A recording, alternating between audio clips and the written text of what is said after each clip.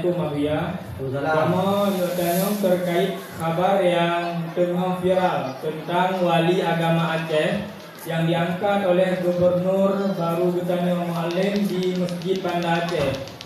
Bagaimana pandangan Abuya tentang beritanya? Tolong pencerahannya untuk kamu yang awamnya Abuya.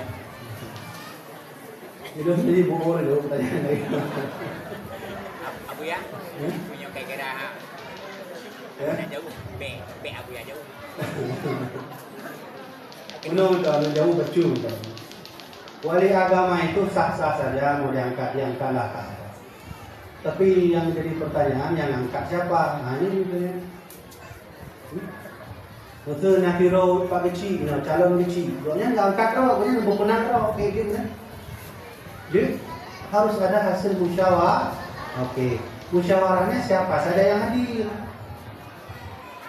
Ulama Timur hadir nggak? Ulama Utara hadir nggak?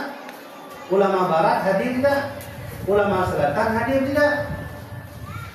Kalau semua ulama hadir, musyawarah dan sepakat serta mufakat diangkat wali agama, nah itu boleh. Itulah musyawarah dan sepakat yang diridhai Allah.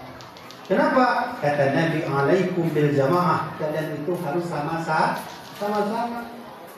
Tapi kalau ada satu kelompok, saya jadi presiden, saya jadi gaji, itu nggak setuju gimana? Nggak usah urus, nanti saya gaji. Oh nggak bisa.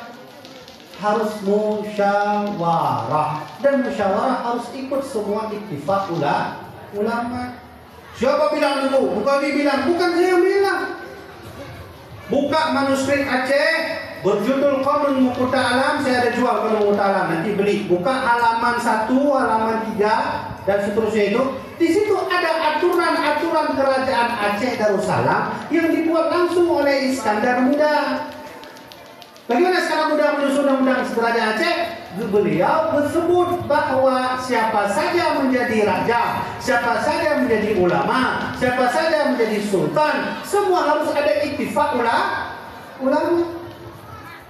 Nyampe pengen. Dan barang saya punya referensi. Buka kitab Qanun Muqta Alam. Ada apa Qanun Muqta Alamnya? Ada Sultan Ali Muhammad Shah, Sultan Iskandar Muda, Sultanah Ratu Saifuddin. Mana?